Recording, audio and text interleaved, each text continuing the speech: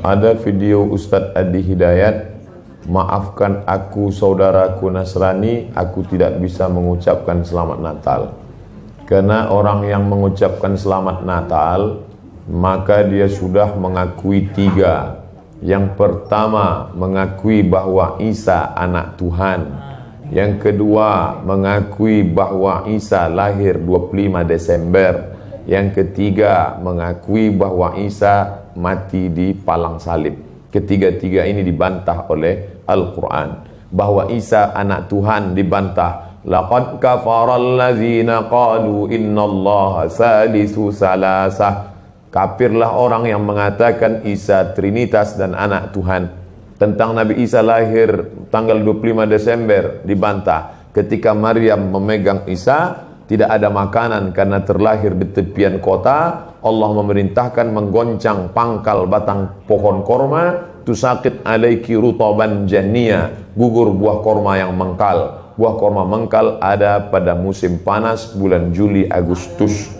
Ketika Isa lahir, kambing-kambing sedang digembalakan di padang rumput, sedangkan bulan 12 rumput tidak tumbuh karena tertutup salju. Maka 25 Desember bukan hari kelahiran Isa, tapi hari raya merayakan Dewa Mitra, Dewa Matahari, yang diambil oleh Kaisar Konstantin dari Konstantinopel.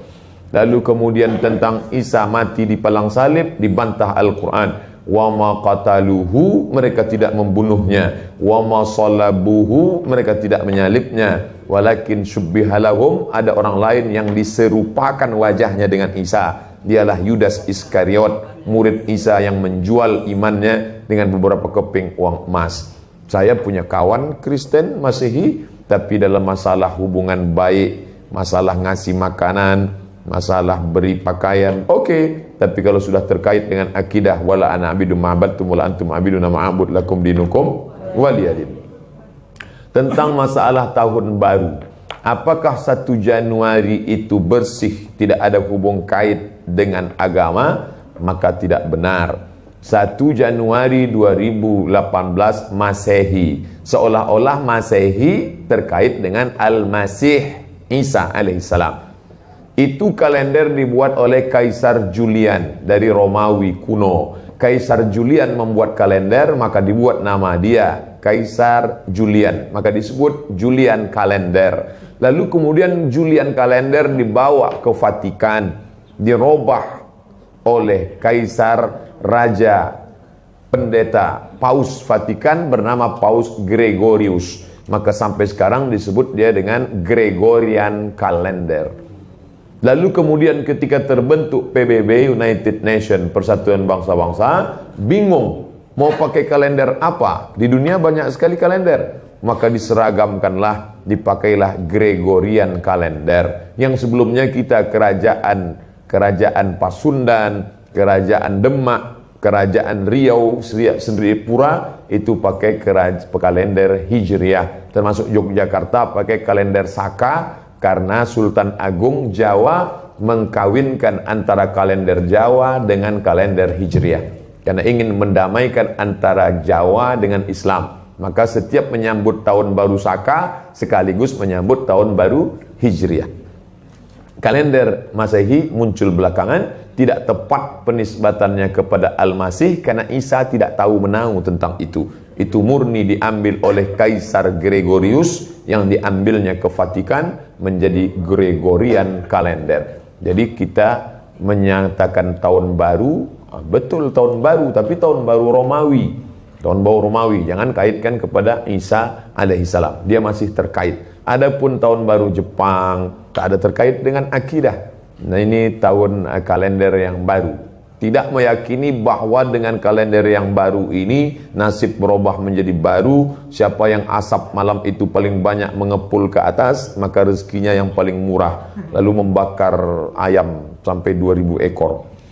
Nah, oleh sebab itu saya anjurkan anak-anak muda, remaja-remaja masjid, tanggal 31 malam tanggal 1 setiap masjid semuanya buat kajian iktikaf, zikir, muhasabah supaya jangan keluyuran ke sana kemari. Hanya 2 saja. Anak-anak muda pergi ke masjid mulai jam 10, jam 11, jam 12, jam 1, jam 2 atau habis isya tidur. Saya nggak bisa tidur Pak Ustadz. Biasa malam kalau nggak bisa tidur, habis isya makan Antimo 2. Nguap tidur langsung. Man lazimal istighfar. Siapa yang banyak beristighfar, Allah berikan 4. Ja'alallahu lahu min kulli dhiqin makhraja. Segala kesempitannya dilapangkan Allah. Sempit hatinya dilapangkan Allah. Sempit dadanya dilapangkan Allah. Wali ma min kulli hammin faraja. Segala kesusahannya diberikan Allah kemudahan. Susah rezekinya, susah hidupnya, susah pikirannya, susah urusannya, dimudahkan Allah. Wa razaqahu min haitsu la yahtasib. Diberi Allah rezeki dari jalan yang tidak disangka-sangka, yang tidak diduga-duga, datang rezeki itu. Siapa yang menjanjikan? Nabi Muhammad SAW. Nabi bicara dari mana? Wa ma yantiqu 'anil hawa in huwa illa wahyun yuha. Dia bicara bukan mengikuti hawa nafsunya, melainkan dari wahyu yang dibawa oleh Jibril dari Allah Subhanahu wa taala. Memperbanyak istighfar. Yang keempat, wa ma kana Allahu mu'adzibahum wa hum yastaghfirun. Allah tidak akan menurunkan azab wa hum yastaghfirun selama mereka mau beristighfar. Oleh sebab itu, kenapa tsunami tidak datang? Kenapa gunung tidak meletus? Kenapa air yang dari laut tidak naik ke darat? Kenapa tidak terjadi gempa bumi? Masih ada di Sidrap yang beristighfar. Masih ada orang yang bangun malam, salat sunat taubat menjelang subuh. Wabil ashari yastaghfirun. Menjelang azan subuh, di waktu sahur dia memperbanyak istighfar. Sependek-pendeknya astaghfirullah. Agak panjang astaghfirullahalazim, lebih panjang astaghfirullahalazim alladzi la ilaha illa huwal hayyul qayyum wa atubu ilaih.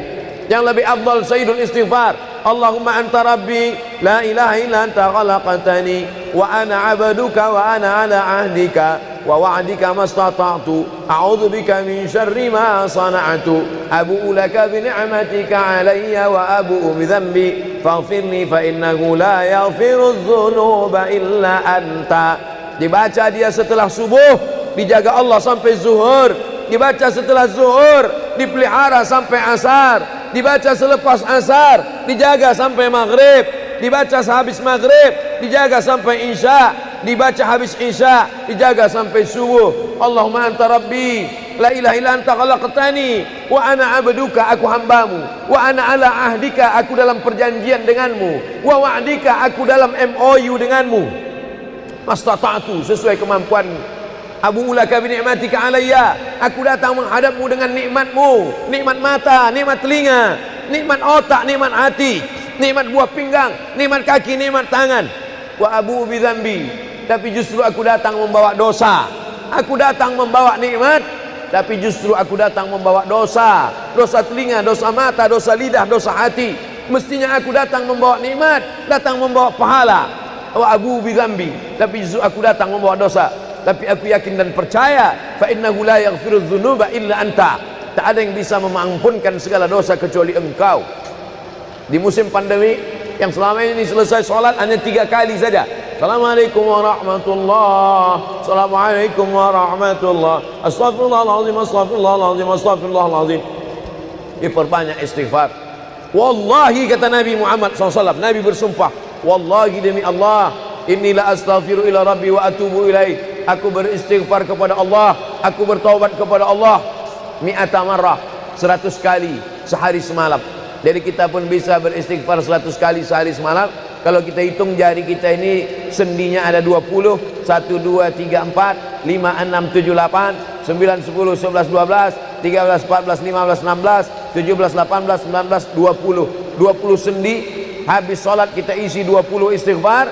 Habis subuh 20, habis zuhur 20, habis asar 20, habis maghrib 20, habis isya 20, ditambah doa 20, ditambah tahajud 20, ditambah witir 20, ditambah bangun tidur malam 20. Hanya sekali putaran tulang-tulang sendi. Kata Nabi, likulli sulama minkum sedekah. Setiap tulang-tulang sendi ini mesti ada sedekahnya. Apa maksud sedekah tulang sendi? Sedekah orang kaya dengan uangnya, sedekah kita dengan sedekah tulang sendi.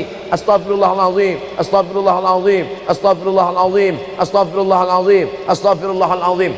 Allah menjanjikan balasan-balasan yang disampaikan oleh Nabi Muhammad sallallahu alaihi wasallam. Tapi di antara yang paling afdal di antara zikir ini semua adalah afdalu zikri la ilaha illallah. Tidak ada zikir yang paling afdal daripada la ilaha illallah. Maka kita baca la ilaha illallah, la ilaha illallah, la ilaha illallah, ditutup dengan kalimatu haqqin 'alaiha nahya, dengan itu kita hidup, wa 'alaiha namutu, dengan itu kita mati, wa bi'anu ba'su, dengan itu kita akan dibangkitkan di padang mahsyar. Hidupnya dengan la ilaha illallah, matinya dengan la ilaha illallah. Kenapa disebut hidupnya dengan la ilaha illallah? Karena waktu awal hidupnya ayahnya mengazankan ke telinganya, asyhadu an la ilaha illallah. Itulah makna alaiha nahya, dengan itu kita hidup. Kenapa disebut alaiha namutu, dengan itu kita mati? Karena matinya ditalqinkan ke telinga sebelah kanan, la ilaha illallah. Matinya pun dengan la ilaha illallah. Wa bi'anu ba'su, nanti dia dibangkitkan di padang mahsyar juga dengan kalimat la ilaha illallah. Tapi jangan lupa, orang yang hanya berkata la ilaha illallah tidak diakui Islamnya.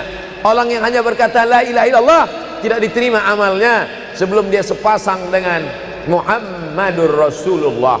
Oleh sebab itu maka salawat, apalagi hari ini hari Jumat, Sayyidul Ayyam, kata Nabi, perbanyaklah salawat pada hari Jumat. Allahumma salli ala Sayyidina Muhammad wa ala ali Sayyidina Muhammad. Allahumma salli ala Sayyidina Muhammad wa ala ali Sayyidina Muhammad. Allahumma salli ala Sayyidina Muhammad wa ala ali Sayyidina Muhammad. Khusus pada hari Jumat. Hari yang lain kita berselawat, tapi pada hari Jumat maka kita perbanyak solawat, solawat, solawat, solawat. Inna salatakum ma'rudatun alayya. Solawat kamu dari rumah kamu, dari tempat kamu bersolawat. Solawat orang sidrap dibawa ke Masjid Nabawi. Solawat orang sidrap dibawa ke makam Nabi. Allahumma salli ala Sayyidina Muhammad dari Masjid Agung Sidrap dibawa ke Masjid Nabawi di kota Al-Madinah Al-Munawwarah. Lalu kemudian sahabat bertanya, kaifa salatuna ma'rudatun alaika wa qad arimta? Bagaimana solawat kami dibawa ke makammu padahal engkau sudah mati, meninggal dunia? Bukankah orang yang mati itu tidak hidup? Bukankah orang mati itu dimakan cacing tanah? Apa jawab Nabi? Innallaha harramal arda ajsadal anbiya. Allah mengharamkan tanah memakan jasad para nabi. Jadi sahabat Nabi itu rasional, sahabat Nabi itu berpikir, sahabat Nabi itu bukan hanya diam, sahabat Nabi itu bukan hanya nerima saja, sahabat Nabi itu bertanya, bagaimana mungkin salawat kami bisa dibawa ke makammu padahal kau sudah mati dimakan cacing tanah? Nabi menjawab, innallaha harramal arda ajsadal anbiya. Allah mengharamkan tanah memakan jasad para nabi. Hari Jumat, pagi Jumat, petang Jumat, malam Jumat, memperbanyak salawat lebih daripada hari biasanya. Allahumma salli ala Sayyidina Muhammad wa ala ali Sayyidina Muhammad. Membaca surat Al-Kahfi. Man qara'a surat Al-Kahfi yaumal jumu'ati. Siapa yang membaca surat Al-Kahfi hari Jumat, pagi Jumat, siang Jumat, sore Jumat, malam Jumat, adha'a lahu min nur. Allah berikan dia cahaya, pencerahan, terang pandangannya, terang matanya, terang pikirannya, terang hatinya. Kalau sudah gelap, kita suntuk. Makanya anak kecil tidak boleh mati lampu. Kalau ada anak kecil malam mati lampu, napasnya bisa sesak. Kenapa sesak?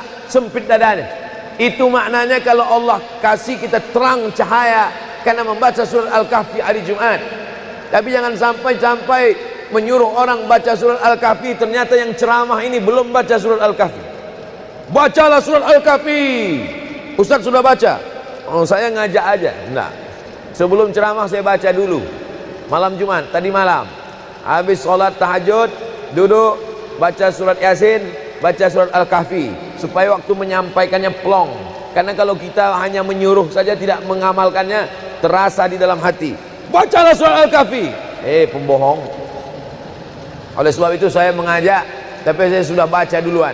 Man qara'a surat Yasin lailatal Jum'ah. Siapa yang membaca surat Yasin malam, tidak hanya malam Jumat.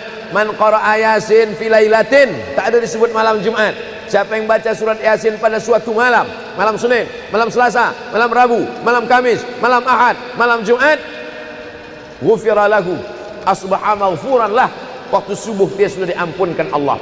Adapun surat Al-Kahfi tadi malam, malam Jumat, pagi Jumat, siang Jumat, sore Jumat, sampai nanti sebelum matahari tenggelam, dan dari salat asar sampai matahari tenggelam, waktu mustajab untuk berdoa, didoakan segala kebaikan-kebaikan. Sayyidul Ayyam, induk dari segala hari. Berapa banyak orang amat sangat ingin hidup di hari ini tapi meninggal kemarin sore. Berapa banyak amat sangat ingin hidup di bulan ini tapi sudah didahului oleh ajal, janji kepada Allah Subhanahu wa taala. Jangan ada sedetik pun waktu yang sia-sia, yang kosong hampa tanpa kita isi dengan amal kepada Allah Subhanahu wa taala. Man shalla alayya salatan, siapa yang bersolawat satu kali, sallallahu alaihi biha asyra, Allah balas 10 kebaikan. Huttan anhu asyara sayiat, ditutupi 10 kesalahan. Wa rufi'at lahu asyara darajat, dinaikkan 10 darajat tingkatan kemuliaan. Satu kali salawat 10 dosa diampunkan, 10 kebaikan pahala dituliskan, 10 derajat kemuliaan diangkat, dinaikkan di hadapan Allah Subhanahu wa taala. Oleh sebab itu maka hari ini kita perbanyak solawat, pertemuan solawat, berjumpa dengan orang bersolawat, dan kita memang melakukan tradisi-tradisi itu. Ketika ada orang mau menikah bersolawat, anaknya akikah bersolawat, acara walimah bersolawat, khotib khutbah Jumat kalau tidak bersolawat batal Jumatnya. Orang yang sedang sholat kalau dia tidak bersolawat menurut mazhab Syafi'i batal sholatnya.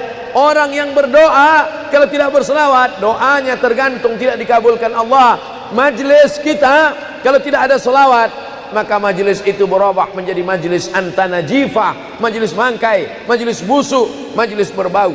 Oleh sebab itu tidak ada cara lain menolak ini semua adalah dengan cara bersolawat, solawat dan solawat. Itu poin yang ketiga. Poin yang keempat, di antara menjauhkan kita dari bala ini, tolak bala ini adalah shadaqatus sirri tadfa'u mitatas su'. Sodakoh menolak bala, mati su'ul khotimah. Makanya dulu kita ada istilah sodakoh tolak bala, sodakoh menolak musibah, sodakoh menolak bencana, sodakoh menolak wabah. Oleh sebab itu maka yang selama ini biasa bersedekah kepada anak yatim, biasanya menyambut Ramadan, jangan lagi tunggu bulan Ramadan, datangi rumah anak yatim, makan mereka, sembako beras mereka, masukkan ke dalam karung 10 kilo, gula sekilo, minyak sekilo, susu saset, ikan sarden, masukkan, berikan. Ini dengan niat menolak segala musibah, segala bencana, segala wabah. Orang-orang yang mati itu kalau dia ditanya Allah Subhanahu wa taala, hai mayit, hai orang yang mati, seandainya ku kasih kau hidup lagi, mau apa tidak? Mereka amat sangat ingin hidup. Apa kata mereka? Kami ingin hidup. Laula akhartani ila ajalin qarib, kasihlah kami hidup ya Allah qarib, sebentar, sekejap, semenit, sedetik saja. Kalau aku kasih kau hidup, kau mau apa? Kata Allah. Mereka menjawab, dalam Al-Quran diceritakan, laula akhartani ila ajalin qarib, kalau kau kasih aku hidup walaupun sedetik saja, fa as-saddaqa, aku mau bersedekah ya Allah. Kenapa orang mati itu tidak berkata, kasih aku hidup sedetik saja, aku mau haji dan umrah? Tidak ada. Kasih aku sedetik saja, aku mau pergi berjihad? Tidak. Kasih aku sedetik saja, aku mau sholat sepanjang malam? Tidak. Mereka mengatakan, fa'as-saddaqa, aku mau bersedekah. Mengapa orang mati itu kalau dihidupkan mau bersedekah? Dijawab oleh para ulama, karena haji dan umrah balasannya nanti setelah hisab masuk surga. Al-hajjul mabrur, haji yang mabrur, laisa lahu jaza illal jannah, balasannya surga. Tapi sedekah balasannya sudah didapatkan ketika dikubur. Begitu mati masuk kubur langsung dapat balasan sedekah. Itulah makanya kata Nabi, idza matal insan, kalau manusia mati, inqata'a, putus amalnya. Tapi ada yang tak putus, shadaqatun jariyah, sedekah yang mengalir. Belum bangkit dari kubur, belum padang mahsyar, belum hisab, belum timbangan amal, belum meniti titian siratal mustaqim, balasannya sudah nampak. Itu kehebatan sedekah. dibandingkan amal yang lain. Oleh sebab itu sedekah ini luar biasa. Sedekatus sirri tadfa'u mitatas su'. Sedekah menolak mati su'ul khatimah. Sedekah menolak bala. Man lazimal istighfar, siapa yang banyak beristighfar, Allah berikan 4. Ja'alallahu lahu min kulli dhiqin makhraja. Segala kesempitannya dilapangkan Allah. Sempit hatinya dilapangkan Allah. Sempit dadanya dilapangkan Allah. Wa min kulli hammin faraja. Segala kesusahannya diberikan Allah kemudahan. Susah rezekinya, susah hidupnya, susah pikirannya, susah urusannya, dimudahkan Allah. Wa razaqahu min haitsu la yahtasib. Diberi Allah rezeki dari jalan yang tidak disangka-sangka, yang tidak diduga-duga, datang rezeki itu. Siapa yang menjanjikan? Nabi Muhammad SAW. Nabi bicara dari mana? Wa ma yantiqu 'anil hawa in huwa illa wahyun yuha. Dia bicara bukan mengikuti hawa nafsunya, melainkan dari wahyu yang dibawa oleh Jibril dari Allah Subhanahu wa taala. Memperbanyak istighfar. Yang keempat, wa ma kana Allahu mu'adzibahum wa hum yastaghfirun. Allah tidak akan menurunkan azab wa hum yastaghfirun selama mereka mau beristighfar. Oleh sebab itu, kenapa tsunami tidak datang? Kenapa gunung tidak meletus? Kenapa air yang dari laut tidak naik ke darat? Kenapa tidak terjadi gempa bumi? Masih ada di Sidrap yang beristighfar. Masih ada orang yang bangun malam, salat sunat taubat menjelang subuh. Wabil ashari yastaghfirun. Menjelang azan subuh, di waktu sahur dia memperbanyak istighfar. Sependek-pendeknya astaghfirullah, agak panjang astaghfirullahalazim, lebih panjang astaghfirullahalazim alladzi la ilaha illa huwal hayyul qayyum wa atubu ilaih. Yang lebih afdal sayyidul istighfar, Allahumma anta rabbi la ilaha illa anta khalaqtani wa ana 'abduka wa ana 'ala 'ahdika wa wa'dika mastata'tu a'udzu bika min syarri ma sana'tu abu'u laka bi ni'matika 'alayya wa abu'u bi dhanbi faghfirli fa innahu la yaghfiru dzunuba illa anta. Dibaca dia setelah subuh, dijaga Allah sampai zuhur. Dibaca setelah zuhur, dipelihara sampai asar. Dibaca selepas asar, dijaga sampai maghrib. Dibaca sehabis maghrib, dijaga sampai isya. Dibaca habis isya, dijaga sampai subuh. Allahumma anta rabbi la ilaha illa anta khalaqtani wa ana 'abduka, aku hambamu, wa ana 'ala ahdika, aku dalam perjanjian denganmu, wa wa'dika, aku dalam MOU denganmu, mastata'tu, sesuai kemampuanmu. Abu ulaka bi ni'matika alayya, aku datang menghadapmu dengan nikmatmu, nikmat mata, nikmat telinga, nikmat otak, nikmat hati, nikmat buah pinggang, nikmat kaki, nikmat tangan. Wa abu bi dzambi, tapi justru aku datang membawa dosa. Aku datang membawa nikmat, tapi justru aku datang membawa dosa. Dosa telinga, dosa mata, dosa lidah, dosa hati. Mestinya aku datang membawa nikmat, datang membawa pahala. Wa abu bi dzambi, tapi justru aku datang membawa dosa. Tapi aku yakin dan percaya, fa innahu la yaghfiru dzunuba illa anta. Tak ada yang bisa mengampunkan segala dosa kecuali engkau. Di musim pandemi yang selama ini selesai sholat hanya 3 kali saja. Assalamualaikum warahmatullahi, Assalamualaikum warahmatullahi, Astaghfirullahaladzim, Astaghfirullahaladzim, Astaghfirullahaladzim. Diperbanyak istighfar. Wallahi, kata Nabi Muhammad SAW, Nabi bersumpah, wallahi demi Allah, inilah astaghfiru ila rabbi wa atubu ilaih. Aku beristighfar kepada Allah, aku bertaubat kepada Allah mi'ata marrah, 100 kali sehari semalam. Jadi kita pun bisa beristighfar 100 kali sehari semalam. Kalau kita hitung jari kita ini sendinya ada 20, 1, 2, 3, 4, 5, 6, 7, 8, 9, 10, 11, 12, 13, 14, 15, 16, 17, 18, 19, 20. 20 sendi. Habis sholat kita isi 20 istighfar. Habis subuh 20, habis zuhur 20, habis asar 20, habis maghrib 20, habis isya 20, ditambah doa 20, ditambah tahajud 20, ditambah witir 20, ditambah bangun tidur malam 20. Hanya sekali putaran tulang-tulang sendi. Kata Nabi, likulli sulama minkum sedekah. Setiap tulang-tulang sendi ini mesti ada sedekahnya. Apa maksud sedekah tulang sendi? Sedekah orang kaya dengan uangnya, sedekah kita dengan sedekah tulang sendi. Astagfirullahalazim, astagfirullahalazim, astagfirullahalazim, astagfirullahalazim, astagfirullahalazim. Allah menjanjikan balasan-balasan yang disampaikan oleh Nabi Muhammad sallallahu alaihi wasallam. Tapi di antara yang paling afdal di antara zikir ini semua adalah afdalu zikri la ilaha illallah. Tidak ada zikir yang paling afdal daripada la ilaha illallah. Maka kita baca la ilaha illallah, la ilaha illallah, la ilaha illallah, ditutup dengan kalimatu haqqin 'alaiha nahya, dengan itu kita hidup. Wa 'alaiha namutu, dengan itu kita mati. Wa bi'anu ba'asu, dengan itu kita akan dibangkitkan di padang mahsyar. Hidupnya dengan la ilaha illallah, matinya dengan la ilaha illallah. Kenapa disebut hidupnya dengan la ilaha illallah? Karena waktu awal hidupnya ayahnya mengazankan ke telinganya, asyhadu an la ilaha illallah. Itulah makna 'alaiha nahya, dengan itu kita hidup. Kenapa disebut 'alaiha namutu, dengan itu kita mati? Karena matinya ditalqinkan ke telinga sebelah kanan, la ilaha illallah. Matinya pun dengan la ilaha illallah. Wa bi'anu ba'su, nanti dia dibangkitkan di padang mahsyar juga dengan kalimat la ilaha illallah.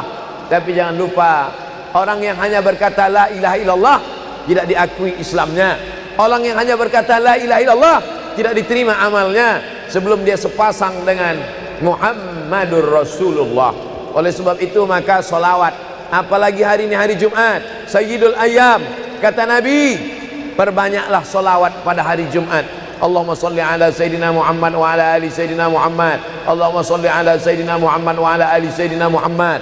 Allahumma salli ala Sayyidina Muhammad wa ala ali Sayyidina Muhammad. Khusus pada hari Jumat. Hari yang lain kita bersolawat, tapi pada hari Jumat maka kita perbanyak solawat, solawat, solawat, solawat.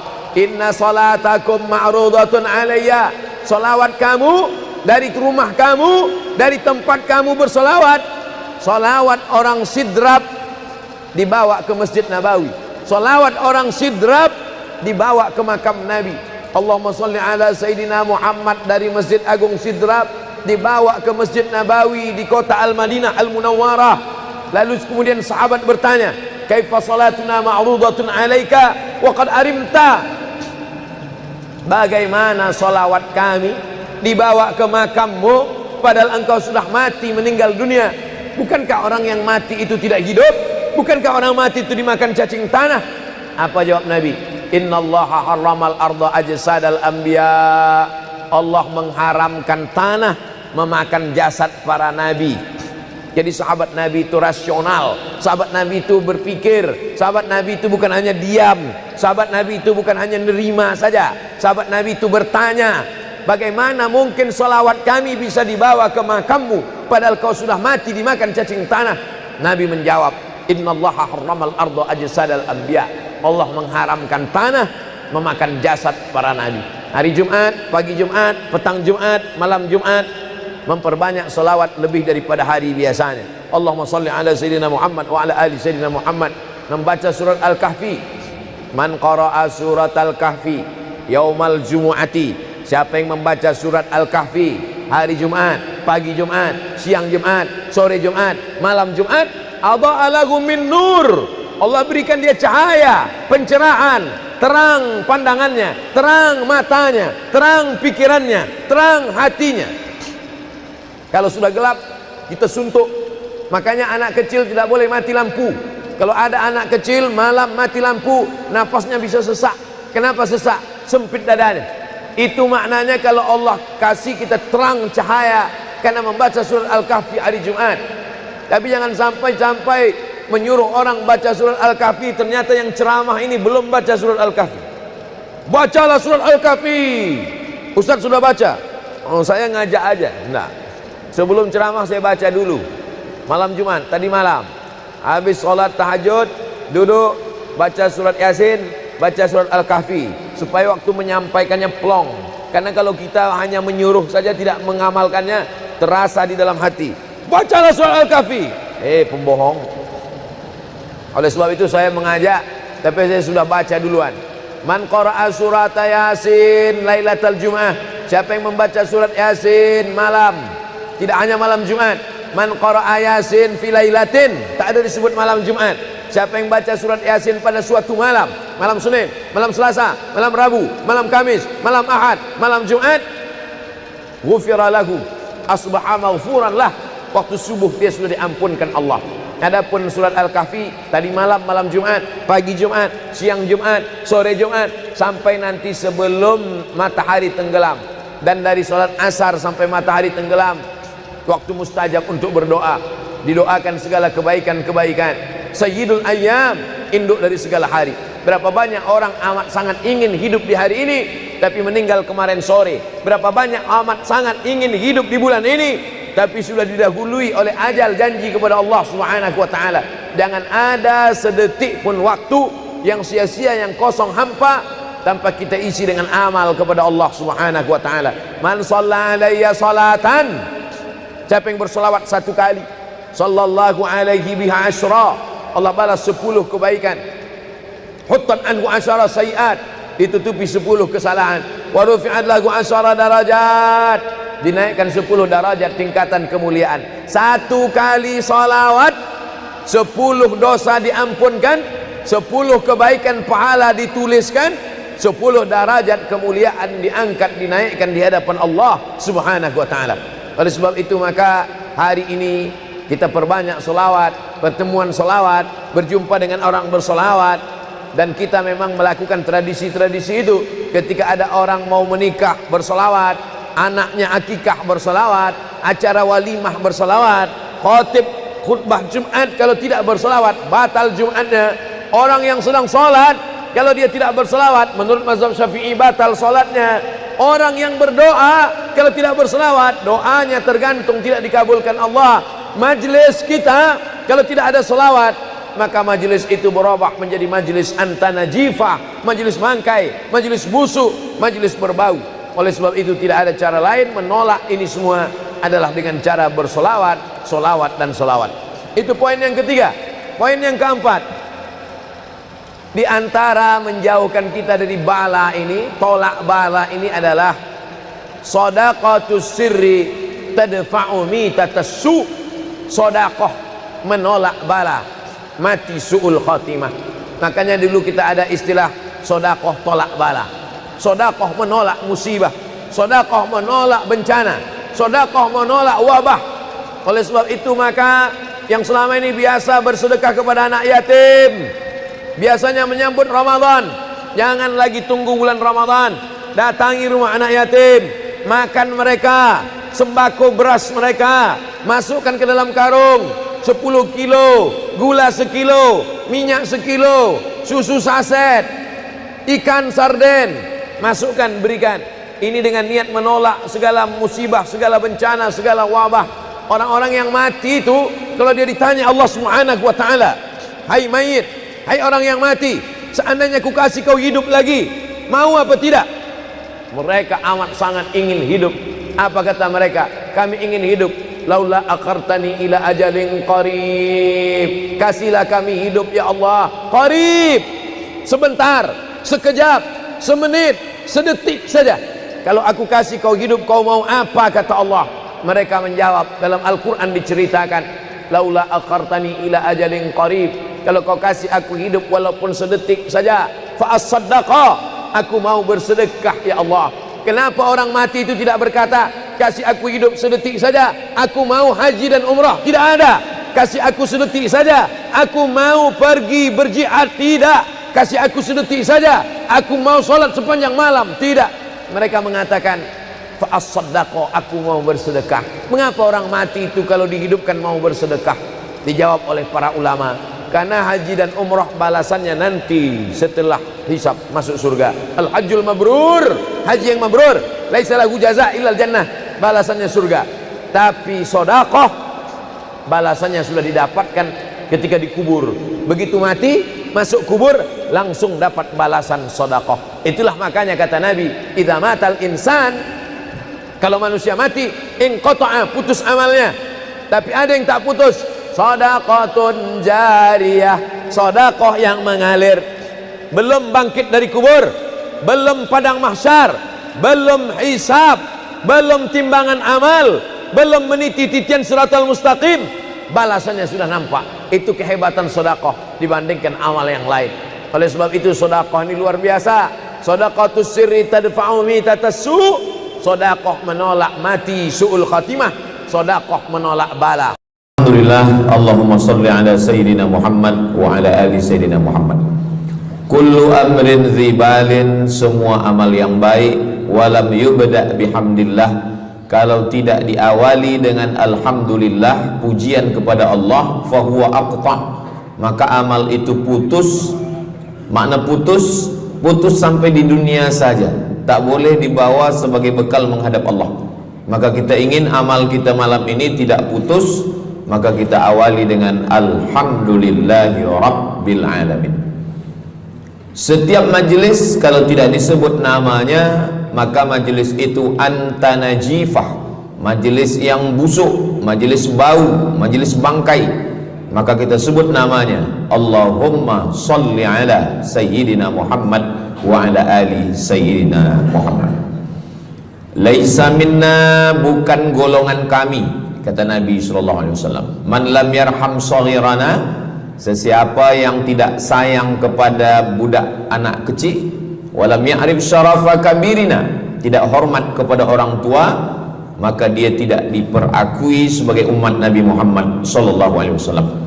Semua anak-anak muda-muda, belia-belia yang saya sayangi, para alim ulama, tuan-tuan guru, datuk-datuk, datin-datin, semua yang berhadir ini insyaallah dimuliakan Allah Subhanahu wa taala. Amin ya rabbal alamin. Tajuk kita malam ini 8 keutamaan orang yang bersedekah menurut Al-Qur'an dan sunnah Nabi Muhammad sallallahu alaihi wasallam. Keutamaan yang pertama, kalau orang mati itu ditanya, apakah kamu mau hidup lagi? Maka orang mati itu menjawab, tapi belum ada orang yang mati hidup lagi. Macam mana kita boleh tahu dia menjawab? Sebab diceritakan Allah dalam Al-Quran. Apa kata mereka? A'udzubillahi minasyaitonirrajim. Laula akhartani ila ajalin qarib, kalaulah kami yang sudah mati ini diberi masa lagi, ajal masa, qarib pendek, sikit, kejap. Kalaulah kami boleh dibagi masa hidup lagi walaupun sikit, walaupun kejap, apa yang ingin mereka lakukan? Fa as-saddaqa, kami ingin bersodaqah. Mereka tak ada kata, kalaulah kami boleh hidup lagi, kami ingin jihad, tak ada. Kalau boleh hidup lagi, kami ingin pergi haji, tak ada. Mereka katakan, fa-as-saddaqa, kami ingin bersodaqah. Kenapa sodaqah? Kenapa bukan perang? Maka ulama membagi jawaban. Karena kalau haji, itu balasannya nanti di surga. Wal hajjul mabrur laisa lahu jazaa'un illal jannah. Haji mabrur balasannya surga nanti selepas hari kiamat. Tapi kalau sedekah, balasan pahalanya diperolehi ketika di alam kubur. Itulah kenapa orang-orang yang mati itu ingin kalau hidup lagi, fa as-saddaqa, mereka ingin bersedekah. Sedekah, hampir semua kata-kata dalam bahasa Arab itu asalnya 3 huruf. Sadaqah. Sadaqah artinya benar. Sadaqallahul azim, maha benar Allah. Sadaqah artinya benar. Kalau memang benar betul iman kita, mana buktinya? Buktinya adalah dengan bersedekah. Itulah kenapa sedekah itu disebut dengan sedekah, tanda iman itu benar. Karena untuk menggerakkan lidah bercakap sangat mudah. Apa kata pepatah orang Melayu? Lidah tak bertulang, mudah saja menggerakkan. Asyhadu an la ilaha illallah wa asyhadu anna Muhammadar Rasulullah. Kalau memang benar betul cakap, mana buktinya? Buktinya adalah sedekah. Lelaki mengatakan saya cinta kepada kamu, senang saja nak mengatakan cinta, tapi apa bukti, proof, mana memang betul cinta? Maka dia mesti bagikan sedekah. Kalau yang tadi itu sedekah, kalau ini namanya sadaq. Sadaq artinya mahar. mahar pernikahan lelaki dengan perempuan, aku nikahkan engkau dengan anak saya dengan memberikan cincin emas dan gelang rantai tunai. Itulah dia sedekah, tanda bukti cinta dia kepada seorang perempuan. Sedekah benar. As-sidqu, sidik, benar. As-siddiq, orang yang benar. Maka disebut dia dengan Abu Bakar Siddiq, kerana dia benar memberikan emas sebesar batu waktu dibawa pergi hijrah bersama Nabi Muhammad SAW. Maka dia disebut dengan Siddiq kerana dia benar imannya dengan memberikan sedekah. Tapi ada makna siddiq yang lain, ketika yang lain mendustakan Nabi, tak percaya kepada Isra Mi'raj, dialah orang yang percaya, maka disebut dia dengan siddiq. Siddiq dari kata sadaq, benar, karena iman dia yang benar. Mana bukti, proof bahwa iman dia benar?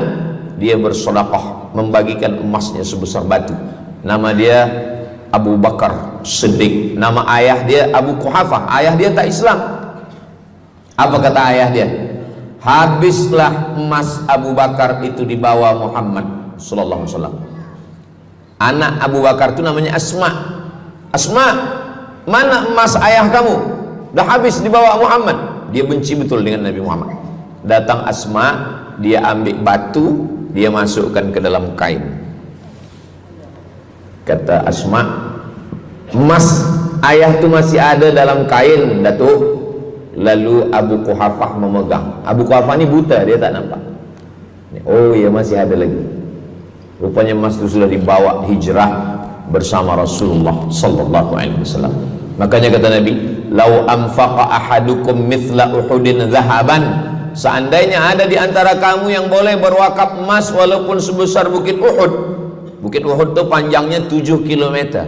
Seandainya ada di antara kamu yang boleh berwakaf emas sebesar bukit Uhud, itu tak sampai setengah tapak tangan Sayyidina Abu Bakar Siddiq. Kenapa? Sebab kalau sekarang ada orang bersedekah banyak, memanglah sekarang sudah aman. Tapi masa itu masa susah, masa payah, Abu Bakar Siddiq menunjukkan bukti keimanannya. Ini keutamaan yang pertama menurut Al-Quran. Kenapa orang bersedekah? Kerana orang-orang mati, kalau dia boleh bagi tambah umur hidup lagi, mereka berkata, fa'as-sadaqah, kami ingin bersedekah. Itu yang pertama. Yang kedua, sampai berapa nih? Sampai 8. Tadi saya dibagi tahu Ustadz sampai 8. Atau tak pun sampai 8, kalau dah habis 60 menit, habis. Yang kedua, idzas sama'um fatarat, langit terbelah. Wa idzal kawakibun tasarat, planet bertembung, berjatuhan. Wa idzal biharu fujirat, lautan diletupkan, tsunami namanya. Wa idzal quburu bu'athirat, semua yang dikubur dibangkitkan. Selepas itu kita pun bangkit dari kubur. Innama amruhu idza arada syai'an ayyaqula lahu kun fayakun.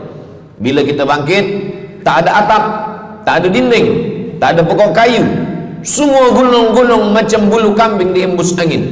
Wa takunul jibalu kal ihnil manfush, macam bulu kambing dihembus angin. Di mana kita bernaung, di mana kita berlindung? Kata Nabi sallallahu alaihi wasallam. Ini yang kedua. Kullu mri'in tahta zilli sadaqatihi, orang akan bernaung di bawah sedekah.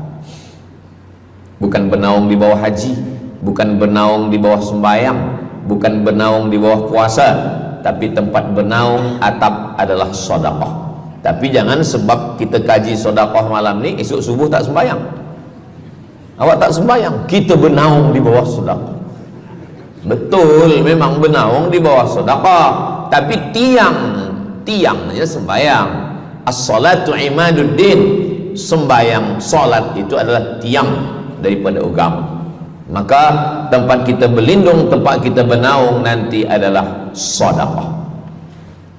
Ada yang tenggelam kerana peluh saking panasnya, ada yang tenggelam kerana peluh sampai ke lutut, ada sampai ke pinggang, ada sampai ke leher, ada yang tenggelam habis. Tapi ada orang yang merasa sejuk, selesa. Kenapa? Kullu mri'in tahta zilli sadaqatihi, orang akan bernaung di bawah sedekah. Orang-orang yang membina masjid, macam mana mahalnya masjid, jutaan ringgit, maka ketika dia mati menghadap Allah Subhanahu wa taala, semua kepanasan, semua terik matahari sejengkal dari ubun-ubun kepala, tapi ada orang yang tahta zilli sadaqatihi, dia akan bernaung di bawah sedekah. Mudah-mudahan panjang umur, Allah bagi kita rezeki supaya kita boleh bernaung di bawah sedekah kita nanti insyaallah. Kita masa siang 12 jam, malam 12 jam, tapi di akhirat nanti khamsin alfasanah, 50.000 tahun, belum tentu lagi diputuskan di pengadilan Allah Subhanahu wa taala. Datang orang menghadap Nabi Adam, wahai Adam, kami sudah kepanasan, kami tak tahan di padang mahsyar ini. Kata Nabi Adam, saya malu menghadap Allah.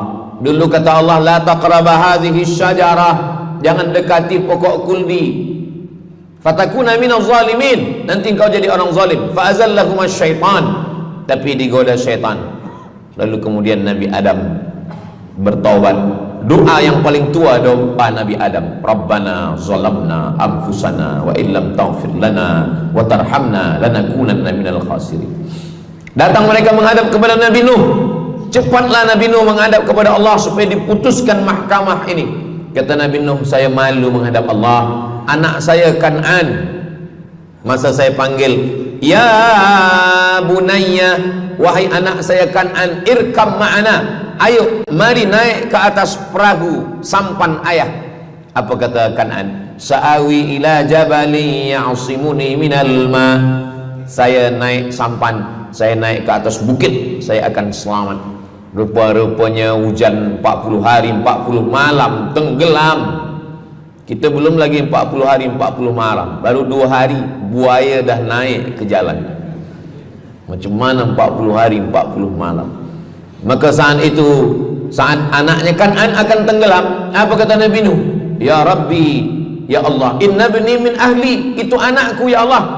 Allah marah. Apa kata Allah? Innahu laisa min ahlik, dia bukan anakmu, innahu amalun ghairu salih, karena amal dia tak baik.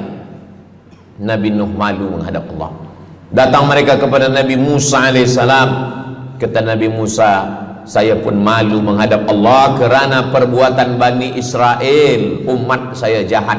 Mereka datang menghadap Nabi Isa. Kata Nabi Isa, saya malu menghadap Allah kerana mereka menyembah saya selepas saya meninggalkan mereka. Pada akhirnya mereka datang menghadap Sayyidina wa Maulana wa Syafi'ina Muhammad sallallahu alaihi wasallam. Hanya Nabi Muhammad lah yang berani menghadap Allah. Sebab apa? Sebab dia umatnya. Maka walaupun kita umat yang paling kecil, umur paling pendek, badan paling tidak bertenaga, tapi kita adalah umat yang pertama nanti yang akan diputuskan perkara, dan kita adalah umat yang pertama akan masuk ke dalam surga Allah Subhanahu wa ta'ala. Maka banyak mereka yang ingin menjadi umat Nabi Muhammad. Bahkan Nabi Musa pun ingin menjadi umat Nabi Muhammad sallallahu alaihi wasallam. Masa Umar bin Khattab datang membawa lembaran-lembaran Taurat, Nabi berkata, apa itu wahai Musa? Taurat. Nabi Muhammad SAW memanggil, mari Taurat. Lalu Nabi Muhammad mengkoyak. Apa kata Nabi? Lau kana Musa hayyan ma wasa'ahu illa iyattabi'ani. Kalaulah Musa masih hidup, dia pasti akan ikut saya. Dan itu betul pada peristiwa Isra dan Mi'raj. Nabi jadi imam, Nabi Musa jadi makmum, Nabi Isa jadi makmum, Nabi Ibrahim jadi makmum, semua nabi-nabi jadi makmum. Imamnya adalah Sayyidina wa Maulana Muhammad sallallahu alaihi wasallam. Jadi keutamaan yang kedua, kita bernaung di bawah sedekah. Yang ketiga, sadaqatus sirri tutfi'u ghadabar rabbi kama yatfa'ul ma'an nar. Sedekah memadamkan api neraka seperti air yang memadamkan api. Kita kalau nampak api, mudah-mudahan kita selamat daripada terbakar, amin. Lalu kemudian datang api, kita padamkan dengan air. Lalu kemudian macam mana memadamkan api neraka? Air sebanyak apa yang boleh memadamkan? Maka kata Nabi SAW, ketaman yang ketiga adalah sadaqatus sirri tudfi'u ghadabar rabbi, sedekah memadamkan api neraka. Jadi kalau kita dulu banyak silap, banyak salah, banyak dosa, kullu bani Adam, semua manusia ini khata'un, semua pernah salah, pernah mabuk, pernah berzina, pernah minum khamar, pernah berjudi. Kalaupun dia tidak buat dosa yang zahir, pernah hasad, pernah dengki, busuk hati. Maka ketika itu macam mana memadamkan murka Allah dengan istighfar, memadamkan dengan sembahyang, solat, sunat, taubat. Ada satu cara lagi. Dengan cara apa? Memadamkannya dengan sedekah. Tudfi'u ghadabar rabbi, memadamkan murka marah Allah Subhanahu wa taala, padam dengan sedekah. Tapi tentu saja sedekah yang ikhlas kerana Allah Subhanahu wa taala. Datang seorang yang sudah banyak dosa menghadap Nabi, menghadap pendeta Yahudi. Wahai pendeta Yahudi, saya ini banyak salah, banyak dosa. Saya sudah membunuh 99 orang. Apakah mungkin Tuhan mengampunkan dosa saya? Kata pendeta Yahudi, Tuhan tidak mengampuni dosa kamu kerana kamu sudah membunuh. Dia cabut pisau dia. Kalau begitu kamulah yang ke-100. Dia dah bunuh 99. Itu maka saya takut juga kalau datang orang, Ustaz Somad, apakah Allah mengampuni dosa saya? Apa dosa kamu? Membunuh orang. Ayo Allah ampunkan dosa. Faqtulu anfusakum, bunuhlah diri kamu. Surat Al-Baqarah. Bunuhlah diri kamu. Fataba alaikum, Allah menerima taubat kamu dengan membunuh diri. Sebab Bani Israel minta ampun kepada Allah bukan dengan istighfar, minta ampun kepada Allah bukan dengan sembahyang taubat. Bani Israel kalau dia minta ampun kepada Allah dulu zaman Nabi Musa, dia ambil pedang, dia ambil parang panjang, dia cari orang yang sama-sama berdosa. Saya ada dosa, saya cari tuan-tuan yang ada dosa. Tuan ada dosa? Ada. Kita nak bertaubat? Ya, ayo kita. Nanti kita sama-sama cincang. Nanti tuan cincang saya cincang tuan. Kita sama-sama mati, baru Allah ampunkan dosa. Faqtulu anfusakum, bunuhlah diri kamu. Fataba alaikum, Allah menerima taubat kamu. Tapi syariat Nabi Muhammad sallallahu alaihi wasallam, ma min muslimin yuznibu dzamban, kalau ada yang silap khilaf salah, summa yatatahhar, mandi taubat. Apalagi kita di Bandar Seri Begawan, bila tadi pesawat terbang nak landing turun, nampak cantik laut keliling. Jadi siapa nak mandi taubat, pergi ke laut. Kalau sampai ke tengah laut, bukan cuma dosa hilang, orangnya hilang sekali. Aku mandi taubat, saya mandi taubat. Selepas mandi taubat, tak boleh mandi taubat, wudu. Tak boleh wudu, tayamum. Selepas itu sembahyang sunat taubat, usolli sunnatat taubat raka'ataini lillahi ta'ala. Dosanya perlu sebut, jangan sebut. Ada seorang lelaki, maaf, nafsu dia tinggi. Lalu di jalan dia nampak perempuan. Selepas itu maaf, dia cium. Selepas itu dia datang ke Nabi, dia mengadu. Ya Rasulullah, tadi saya melakukan begini-begini. Tegak Umar bin Khattab, Allah sudah tutupi, kenapa kamu bukakan di hadapan orang ramai? Allah mengampuni manusia kecuali al-mujahirun. Al-mujahirun menampakkan dosanya dan bangga dengan dosanya. Ini orang akhir zaman ni sekarang banyak mujahirun. Dia mabuk, dia live streaming. Hai guys, dah mabuk ke malam ni? Ini al-mujahirun. Maka ulil amri mesti ambil hukum. Tapi orang yang pernah berdosa, pernah silap, pernah salah, jangan cerita lagi, tutup. Suami-suami kalau bertobat kepada Allah, mengadu kepada Allah, cukup. Jangan cerita ke istri. Allah menerima, istri tak terima. Jadi taubat cukup kepada Allah Subhanahu wa taala, mengadu dah. Bangkit tahajud malam minta kepada Allah. Jangan suara kuat-kuat. Cukup. Sebab tidak semua kejujuran boleh diterima orang lain. Tak semua perempuan boleh menerima kejujuran. Sakit hati dia. Allah Subhanahu wa taala Maha Pengampun. Selepas itu kemudian wa atsbi'is sayyi'atal hasanata, dosa-dosa silap-khilaf masa lalu bagaimana menutupinya? Hasanata, perbuatan baik. Sembahyang baik, sholat baik, tapi ada yang paling baik. Apa dia? Shadaqatus sirri, memperbanyak sedekah, memadamkan murka Allah seperti api dipadamkan oleh air. Marah itu adalah kobaran dari api neraka. Bila kita sedang marah, itu adalah api neraka lahab. Lahab itu artinya berkobar. Lahab pakai ba, lahab. Sebab saya pernah juga lalu di satu jalan, ada rumah makan, restoran Abu Lahab, pakai P, lahab, mungkin lahab, makan lahab. Allah Subhanahu wa taala memadamkan murkanya. Inna rahmati sabaqat ghadabi, rahmatku lebih cepat daripada murkaku. Memang Allah marah, tapi ketika dia berbagi kepada orang lain, dia tutupi dosanya di masa yang lalu. Syarat taubat 3. Yang pertama, an-nadamu fil qalbi, menyesal dalam hati. Yang kedua, al-iqraru bil lisani, nyatakan dengan lisan astaghfirullahalazim. Yang ketiga, al-itmaru alla ya'uda ilaihi abadan, tekad saya tidak akan buat lagi sampai mati. Namanya taubat nasuha. Nasuha, 3 huruf. Nasoha artinya menyaring madu.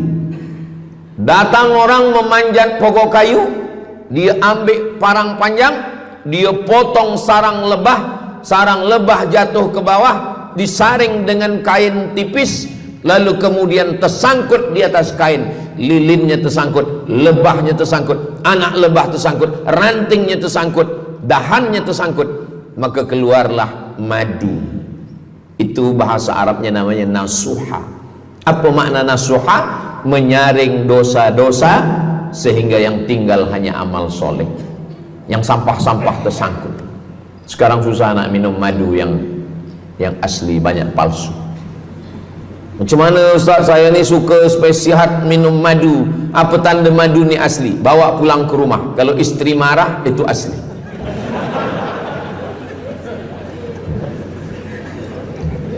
Yang keempat, ini jangan diingat, lupakan. Yang keempat, apa itu keutamaan sedekah? Kata Nabi sallallahu alaihi wasallam, as-sadaqatu, sedekah itu tadfa'u mitatas su', menolak mati su'ul khatimah. Tak ada guna amal elok baik kalau mati dalam keadaan su'ul khatimah. Kita selalu berdoa, Allahumma khtim lana bihusnil khatimah. Maka cara untuk menolak mati su'ul khatimah ini adalah dengan cara sedekah. Banyak orang mati husnul khatimah, bukan ulama, meninggal di dalam Masjidil Haram sedang pakai ihram, selepas tawaf di belakang makam Ibrahim ketika sedang sujud terakhir. Itulah mati yang paling indah. Dalam wudhu sedang sembahyang, di sujud terakhir dalam tanah haram, dalam Masjidil Haram, di belakang makam Ibrahim. Meninggal, dibawa jenazah balik. Orang datang bertanya kepada ibunya, dia masih pemuda belia, apakah dia ulama? Dia bukan ulama. Kenapa dia mulia betul? Apakah dia pernah perang ke Palestina? Tidak. 2-3 hari selepas itu datang satu perempuan membawa budak kecil. Kamu siapa? Kami adalah orang yang tiap bulan dapat kiriman beras, minyak dan makanan dari pemuda ini. Saya maaf, seorang janda, ini anak-anak saya, dan dia selalu bagikan uang dia untuk makan kami. Jadi nanti kalau ada orang meninggal, tiba-tiba selepas itu datang janda membawa anak, itu tanda husnul khatimah. Sebab dia belum nikah, dia masih lajang. Allah ingin menunjukkan bahwa Kalau engkau berbuat sedekah, maka Allah Subhanahu wa taala memberikan keutamaan husnul khatimah. Bukan setakat diselamatkan dari su'ul khatimah, tapi mendapatkan husnul khatimah. Ada seorang dari Maghribi, dari Maroko, Mesir, Libya, Tunisia, Algeria, Maghribi. Orang Maghribi ini bermimpi. Dalam mimpinya dia berjumpa dengan Nabi Muhammad SAW. Kata Nabi, engkau pergi ke Saudi Arabia, cari di kampung ini, nanti engkau jumpai seorang pemuda, sampaikan salamku kepada dia, katakan dia penghuni surga. Malam pertama mimpi, iya ke? Tidak ke? Jangan-jangan syaitan. Tak betul. Malam kedua mimpinya sama. Engkau pergi ke Saudi Arabia, datangi kampung ini, jumpai seorang pemuda namanya si fulan, bagi tahu ke dia, salamku untuk dia, sampaikan kepada dia bahwa dia penghuni surga. Nah, 2 kali ini udah agak kuat. Tunggu 3 kali, sampai 3 malam mimpinya sama. Akhirnya orang Maghrib ini terbang dari Casablanca sampai ke Jeddah. Dari Jeddah dia cari kampung yang disebut dalam mimpi. Sampai itu dia cari pemuda. Adakah di kampung ini seorang pemuda namanya si fulan? Betul. Dia tengok biasa saja, bukan ulama, bukan macam Musa Abdul Somad. Tak mungkin mimpi salah 3 kali betul-betul. Lalu disampaikan kepada dia, fulan, saya 3 malam bermimpi Rasul SAW menyampaikan salam kepada engkau. Assalamualaikum. Kata Nabi, engkau adalah penghuni surga. Dia pun terkejut. Saya bukan ulama, saya orang biasa. Apa amal kamu? Sembahyang saya biasa saja, puasa sunat saya biasa saja. Hanya saja saya tak pernah menyimpan hasad dendam, dan saya selalu membagikan uang kepada fakir miskin, anak yatim dan du'afa.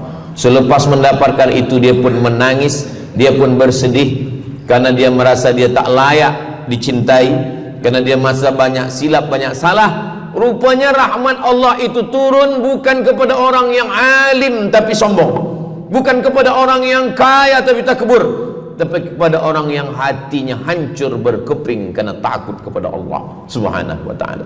Selepas itu dia pun meninggal dalam keadaan husnul khatimah setelah mendapatkan janji dari Rasulullah sallallahu alaihi wasallam. Apa maknanya? Bahwa kalau kita tak boleh sembahyang sampai tegak lutut bengkak, kalau kita tak tergolong orang yang rajin puasa sunat berhari-hari, kalau kita bukan orang yang kuat berjihad fisabilillah, maka carilah satu pintu. Pintu itu bernama babus sedekah. Karena banyak yang sudah melaluinya dan mereka dimuliakan Allah, diselamatkan daripada su'ul khatimah. Yang ke berapa? Kelima. Saya sebetulnya ingat, saya nak cuba aja. Kalau jamaah masih ingat, itu maknanya mereka masih konsen lagi, masih sedar. Kalau dah terserah Ustaz lah nama berapa, kami pun dah nak balik juga dalam. Yang kelima, dawu mardakum bis sadaqah. Yang kelima, dawu mardakum bis sadaqah. Obati orang yang sakit di antara kamu dengan sedekah. Datang seorang lelaki yang lututnya bernanah menemui Imam Abdurrahman ibnu Mahdi.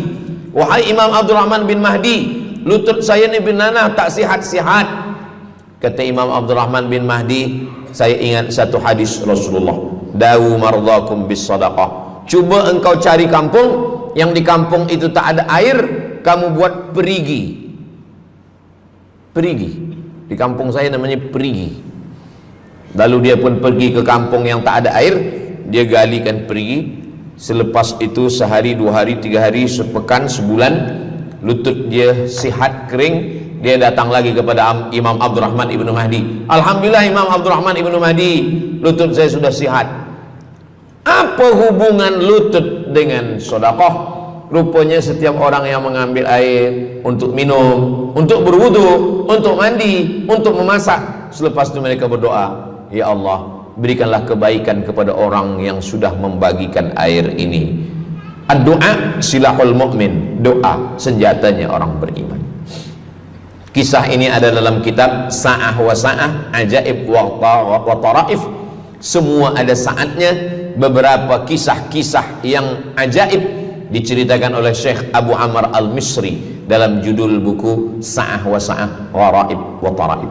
Sudah diterjemahkan ke dalam bahasa Melayu, judulnya Semua Ada Saatnya. Nama penerjemahnya Abdul Somad.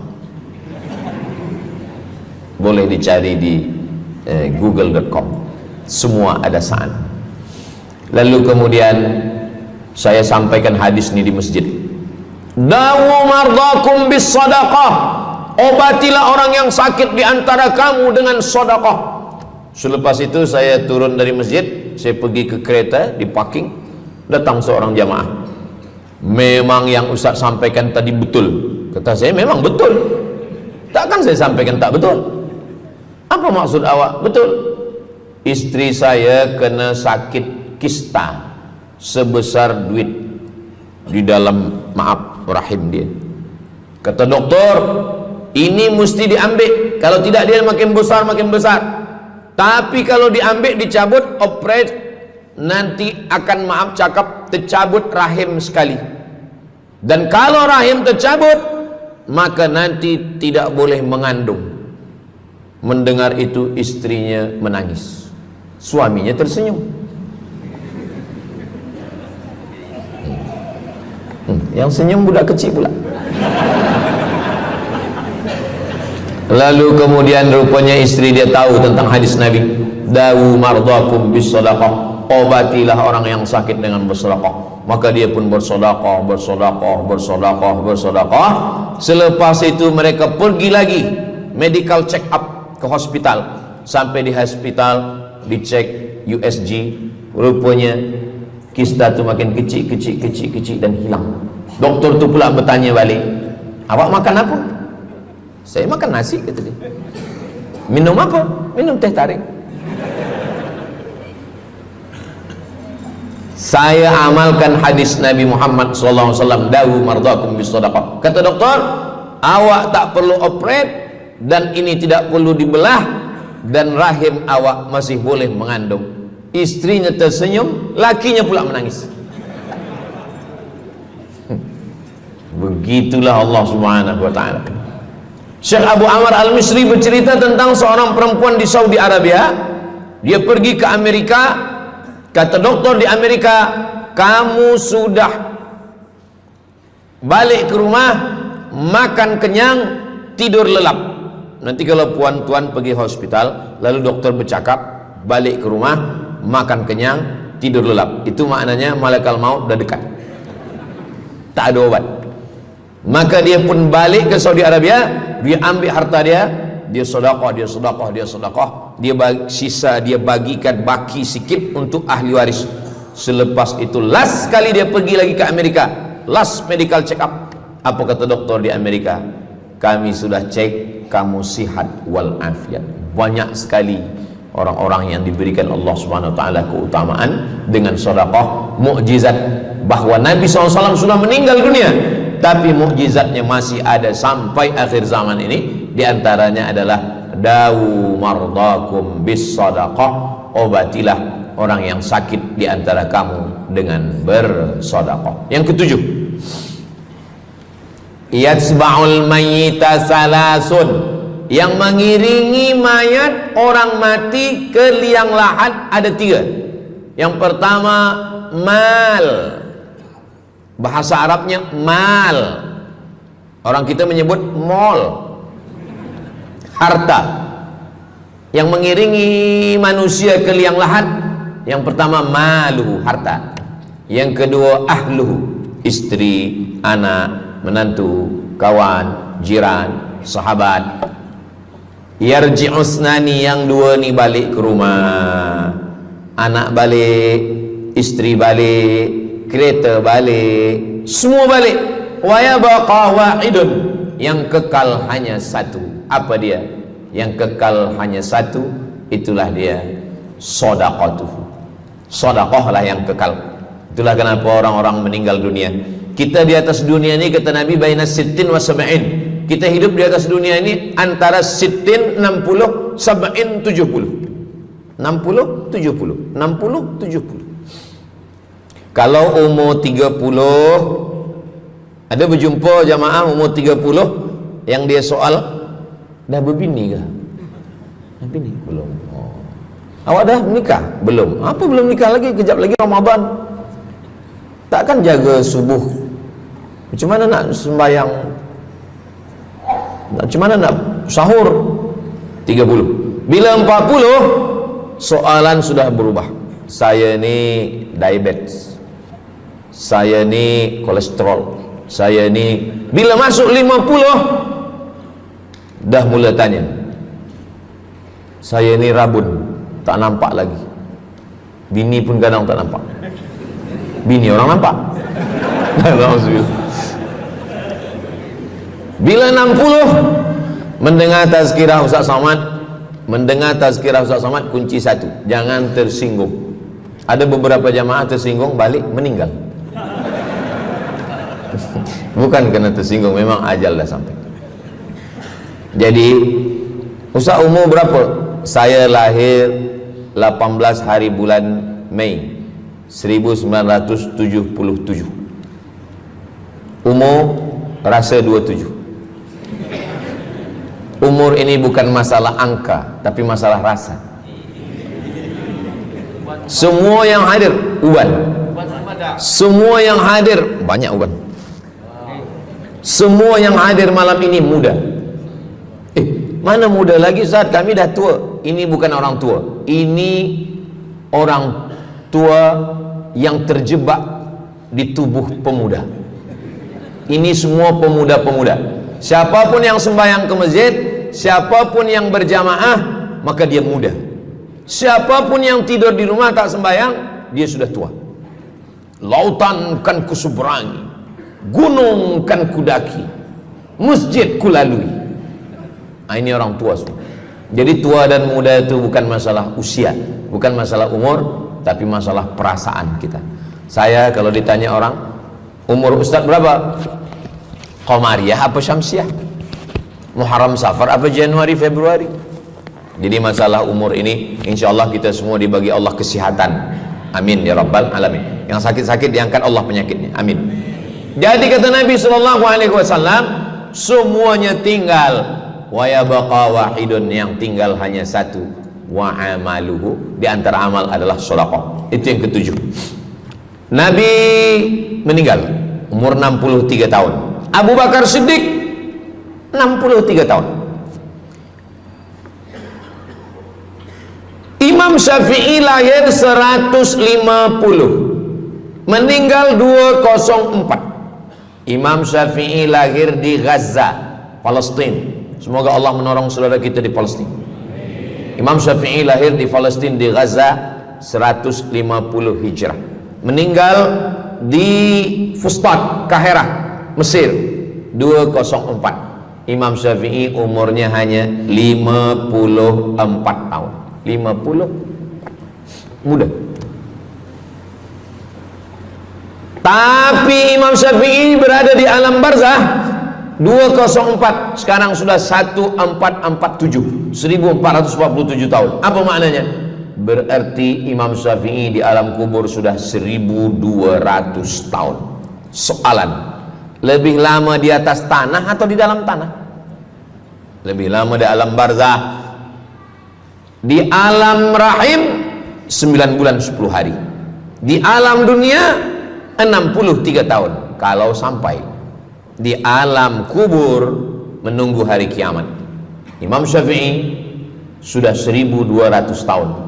Tapi setiap detik, setiap menit, setiap jam, dari maghribi sampai ke Nusantara, semua orang menyebut nama Syafi'i, Syafi'i, Syafi'i, Syafi'i. Setiap kampung ada nama orang Syafi'i, setiap kawasan ada nama orang Syafi'i. Begitulah mulianya Imam Syafi'i. Kita, seandainya kita mati, berapa lama lagi kita di alam barzakh? Dulu ada yang mengatakan kiamat 2012, rupanya tak jadi. Kan ada filmnya, kiamat 2012, Steven Spielberg. Tak jadi. Yas'alunaka 'anis sa'ati ayyana mursaha. Mereka bertanya kepadamu tentang hari kiamat. Qul, katakan, la ya'lamuha illa hu. Yang tahu hanya Allah Subhanahu wa ta'ala. Pikirkan, kalau kita mati, apa yang akan mengalir? Rumah kita dijual, anak kita dibagi-bagi kepada ahli waris. Kereta kita dijual semuanya. Tapi orang yang membina masjid di Brunei Darussalam, masjid dah cantik-cantik, besar-besar, elok-elok. Tadi kami cerita tentang Muslim yang ada di Kamboja, yang ada di Vietnam, yang ada di Myanmar, kesusahan, kepayahan, yang ada di Palestin. Itu kalau kita tolong, mengalir sampai hari kiamat. Kita fikirkan apa yang akan mengalir selepas kita mati menghadap Allah Subhanahu wa ta'ala. Di antara yang pasti mengalir, anak belum tentu. Waktu kita hidup dia soleh, selepas kita mati dia stres. Na'udzubillah. Mudah-mudahan anak-anak kita semua anak-anak yang soleh-soleh. Tapi yang pasti adalah sedekah. Maka kita siapkan sedekah menolong agama Allah Subhanahu wa ta'ala. Yang ke-8, kata Nabi SAW, idza matal insan, hadisnya ada dalam Sahih Muslim. Idza matal insan, ada orang yang membaca hadis ini idza mata ibnu Adam. Idza mata ibnu Adam itu tarjamah, bukan bunyi teks. Bunyi teksnya idza matal insan, kalau manusia mati, inqata'a, putus. Tapi banyak yang salah faham tentang hadis nih. Kamu malam ni tak ada buat kenduri orang mati, tak ada baca doa, tak ada baca yasin, tak ada baca tahlil. Idza matal ibnu Adam, kalau manusia sudah mati, putus. Jangan kirim-kirim doa lagi. Banyaklah soalan ke saya, Ustaz Abdul Somad, ya, macam mana kalau orang sudah mati tak ada anak, lalu siapa yang mendoakan dia? Kata saya, yang mendoakan dia saya. Allahumma ighfir lahu warhamhu wa'afihi wa'fu anhu. Siapa yang akan bacakan Al-Fatihah untuk dia? Saya akan bacakan Al-Fatihah. Saya tengok muka dia macam ragu. Dia tak percaya Fatihah ini sampai. Siapa yang tak percaya Fatihah sampai, saya tak marah, sebab ni masalah yang gaib. Siapa yang tak percaya Yasin itu sampai, siapa yang tak percaya Fatihah itu sampai, saya tak marah. Bagi saja nama semua lengkap dengan bin. Nanti bila mati saya kirim. Bila tak sampai, cepat-cepat bagi tahu. Idza matal insan, kalau manusia mati, inqata'a amaluhu, yang putus tu amal dia, amal yang mati itu. Misal ini ada orang mati, namanya Abdul Somad.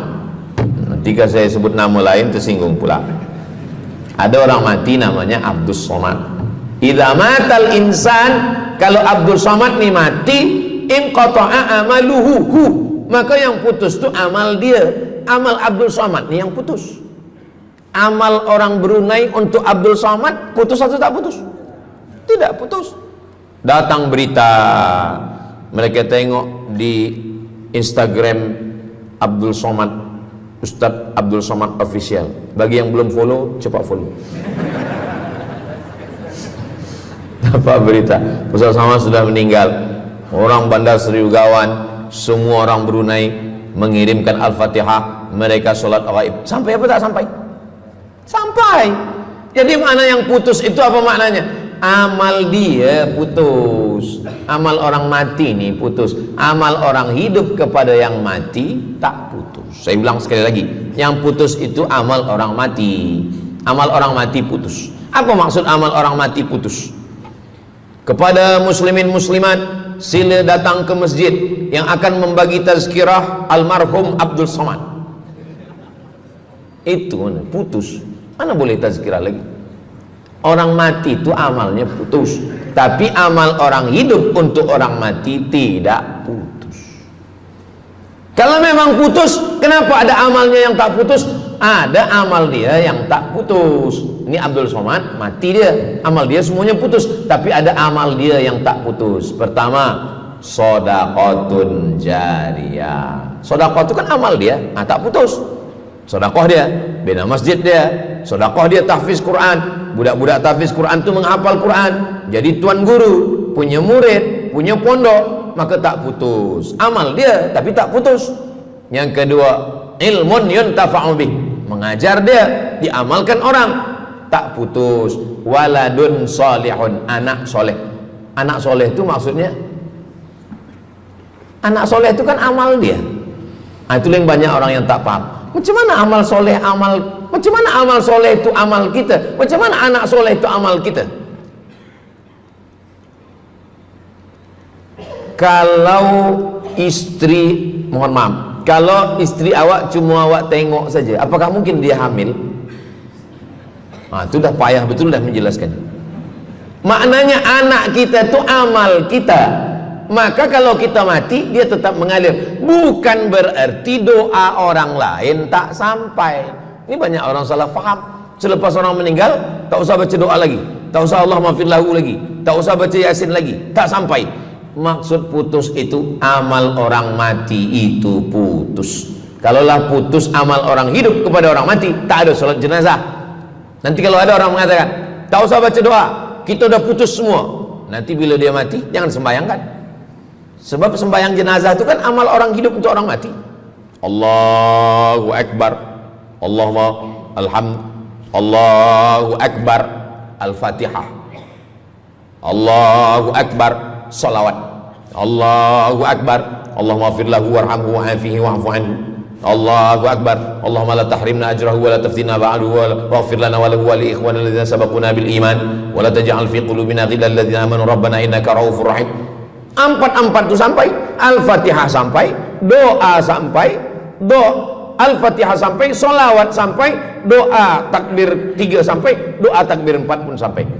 Itu maknanya amal orang hidup sampai, tapi amal orang mati putus. Apakah orang mati itu tetap beramal? Orang mati tetap beramal, tapi katanya putus. Yang putus itu amal wajib. Sholat wajib, tak wajib lagi. Puasa wajib, tak wajib lagi. Adapun amal yang tak wajib, makanya kalau ada suami yang tak mau amal wajib, suruhlah dia mati.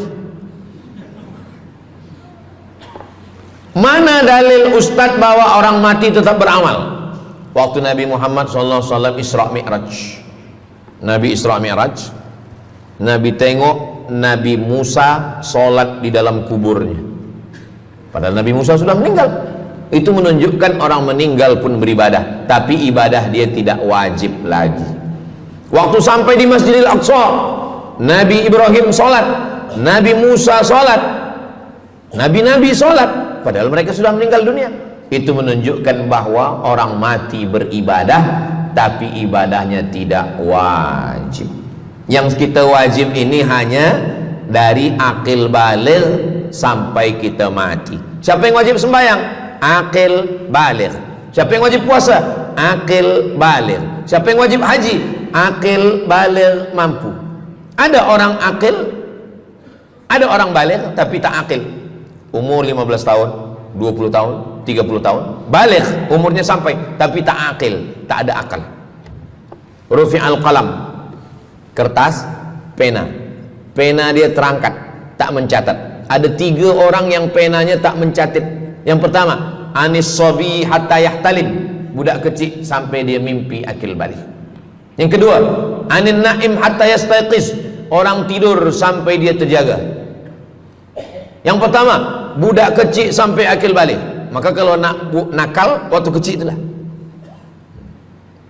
Menyesal saya Ustaz, waktu kecil dulu baik-baik. Yang kedua, anin naim hatta yastayqiz, orang tidur sampai dia jaga tidur. Makanya kalau nak buat dosa waktu tidur. Ada seorang suami tidur, selepas itu dia terjaga, dia katakan ke istri dia, Adinda, buah hati belayan jiwa, siang dan malam terbayang-bayang, makan tak kenyang, tidur tak lelap. Abang bermimpi malam tadi. Mimpi apa? Mimpi berbini lagi. Kata istri dia, engkau tidur lagi, mimpi lagi, ceraikan dia. Macam mana nak tidur lagi? Begitulah. Tapi perempuan ni tak ada di Brunei, di kampung saya. Sini baik-baik. Orang tidur dia tidak boleh dihukum, sebab mimpi kita tak boleh buat-buat. Anil naim hatta yastayqiz, orang tidur sampai dia jaga tidur. Anil majnun hatta yafiq, orang gila sampai sehat. Orang gila tak diambil hukum, tak wajib sembahyang, tak wajib puasa. Itu maka kadang isteri kalau ada lelaki tak sembahyang, abang ni gila ke? Kata, aku tergila-gila dengan kamu sayang. Jadi siapa yang wajib? Macam mana dengan orang yang pikun, hilang ingatan? Hilang ingatan bila dari mula zuhur azan sampai waktu asar habis, ingatan dia hilang, maka dia tak wajib sembahyang. Tapi bila dia ingat sekejap, dia wajib lagi. Itu pula masalahnya Ustaz. Laki saya ni hilang ingatan waktu sembahyang je. Lepas tu ingat balik berakal. Kata orang kalau sudah tua kita mengalami namanya demensia.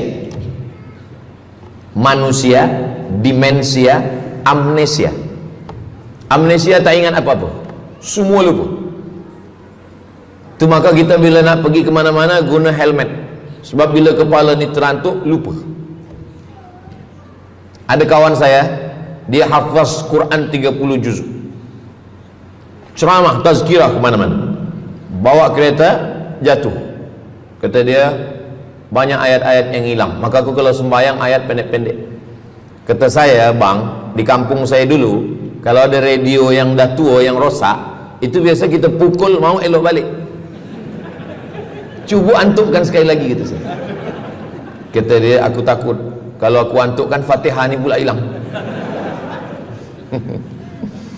Maka Islam ini datang menjaga 5. Pertama, menjaga akal. Tak boleh minum khamar, tak boleh guna khamar, narkotik. Menjaga diri, tak boleh bunuh diri. Menjaga kehormatan, tak boleh menghina orang. Menjaga agama, tak boleh membawa aliran sesat, ateis, tak percaya, kekafiran. Menjaga harta, tak boleh ada mencuri, tak boleh ada dusta, tak boleh ada akad bohong, tak boleh ada tipu, tak boleh ada gharar, tak boleh ada zulm, tak boleh ada ghish. Man ghasyana falaysa minna, siapa yang menipu kami maka dia bukan golongan kami. Jadi berdasarkan 8 keutamaan ini, kalau ingat 8-8-nya alhamdulillah. Tak ingat 8, ingat 7, ingat 6, ingat 5, ingat 4, ingat 3, ingat 2, ingat 1. Satu pun tak ingat, innalillah. Tapi insyaAllah kita boleh ingat semua. Sebab apa? Sebab tazkirah malam ini direkodkan. Nanti boleh ditonton ulang di channel Ustaz Abdul Somad Official. Jangan lupa subscribe, like, share, and comment. Jamaah yang dimuliakan Allah Subhanahu Wa Taala, tadi saya mula pukul 8.15, sekarang sudah pukul 8.10. Jadi saya di mana-mana tazkirah memanglah 60 menit, 600 ml. Tapi rupanya botolnya kecil je. Jadi sebenarnya setengah jam pun cukup. Jadi dari 8 tadi itu semua membagi kita semangat. Kalau ada orang yang mengatakan Islam ini agama yang menyuruh kita tak usahlah berniaga, tak usahlah bertanam kelapa sawit, tak usahlah bertanam kelapa, tak usahlah buka ikan, tak usahlah bertani. Sesungguhnya Islam ini agama yang menyuruh kita berusaha. Masuk masjid, Allah maftah li abwaba rahmatik. Keluar masjid, Allahumma inni as'aluka min fadlik. Kenapa keluar masjid minta rezeki? Sebab peniaga, pedagang, bisnismen dapat duit, duitnya bukan untuk dunia, duitnya untuk akhirat. Jadi kalau ada orang mengatakan kereta tak dibawa mati, siapa kata kereta tak dibawa mati? Kereta boleh dibawa mati. Kereta yang macam mana? Kereta wakaf. Ada kereta 10, wakafkan untuk tahfiz Quran. Masa mak saya meninggal, berpesan dia, nanti kalau aku mati, tolong kuburkan aku di samping makam ayahku. Dari tempat saya, rumah saya ke kampung mak saya jauh, 10 jam naik kereta. hospital tak nak bagi kereta ambulan. Maka selepas itu saya azam dalam diri saya, nanti kalau ada duit kita buatkan kereta wakaf ambulan. Siapapun saja yang sakit meninggal free. Alhamdulillah kami ada yayasan tabung wakaf umat namanya, 2 kereta ambulan sekarang. Siapapun yang sakit free. Naik kereta ni free, syaratnya 2, sakit mati. Alhamdulillah, sesiapa saja datang boleh. Jadi saya rasa sakit hati, dalam hati saya itu saya mesti azamkan, tekadkan ini. Begitu juga dengan tahfiz, guru-guru, cikgu-cikgu, pelajar-pelajar, buatkan kereta. Begitu juga dengan rumah. Apa kata orang? Untuk apa bina rumah elok-elok, rumah besar? Rumah tak dibawa mati. Rumah boleh dibawa mati. Rumah yang mana? Rumah tahfiz Quran. Assalamualaikum. Waalaikumsalam. Ustaz Abdul Somad, betul, saya ada rumah Ustaz, 9 bilik, 2 aras, parking lapang. Rumah siapa? Tak tahu. Ini rumah siapa Tuan? Tuan Haji. Rumah saya. Tuan Haji di mana sekarang? Saya di Surabaya, Ustaz Abdul Somad. Rupanya dia dulu kerja kilang minyak di Riau, Sumatera. Lepas pencen dia balik ke Jawa. Jadi rumah ini saya nak wakafkan. Wakafkan sekarang kami buat rumah tahfiz Quran. Pagi, petang, siang, malam orang hafaz Quran. Ini rumah boleh. Jadi kalau ada orang mengatakan tak usahlah cari harta banyak-banyak, harta tak dibawa mati. Harta dibawa mati dengan syarat diwakafkan, diinfakkan, disedekahkan. Yang paling tinggi zakat wajib. Di bawah zakat wakaf. Wakaf mesti ada 4. Orang yang berwakaf, orang yang menerima wakaf, harta yang diwakafkan, ada ijab dan qabul. Di bawah wakaf infak. Di bawah infak baru sedekah. Kenapa infak lebih tinggi daripada sedekah? Sebab infak adalah harta, sedangkan sedekah tak harta pun sedekah. Senyum itu sedekah. Makanya yang kalau ada box di depan masjid, box di tepi jalan, itu yang tepat ditulis box infak, jangan box sedekah. Sebab kalau box sedekah nanti orang senyum aja. Tabassumika fi wajhi akhika sedekah, senyummu ke wajah saudaramu adalah sedekah. Tolong untuk dibaca Ustaz.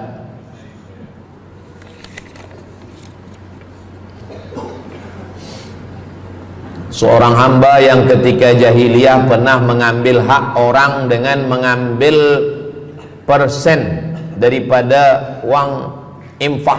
Setelah dia menyadari akan salahnya, dia bertaubat dan ingin mengembalikan hak tersebut. Masalahnya dia tidak mengetahui berapa dan ke siapa dibalikkan.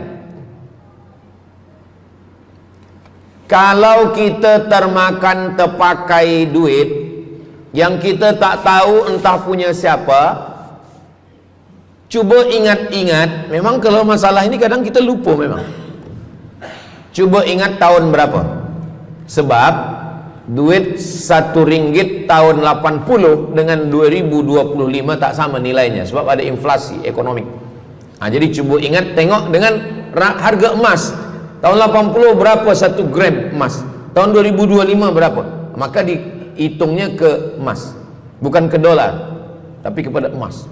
Nah, selepas kita dapat harga emas, lalu kita balikkan. Misalkan tahun 80 100 ringgit itu 1, 2, 3 gram.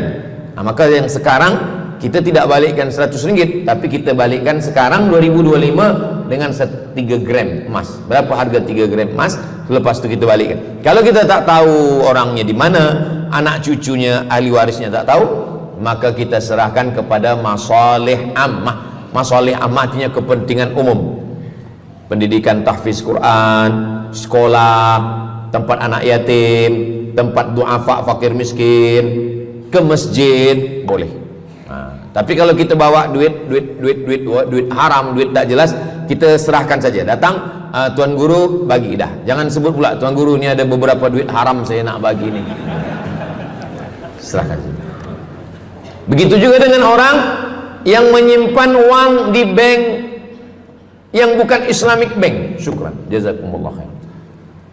Lalu kemudian dia duduk di negeri yang tak Islam, lalu kemudian dia letakkan di bank yang tak Islamik, maka duit ini ada fawaid, ada bunganya, riba, haram. Kalau dia simpan di rumah, dia takut hilang.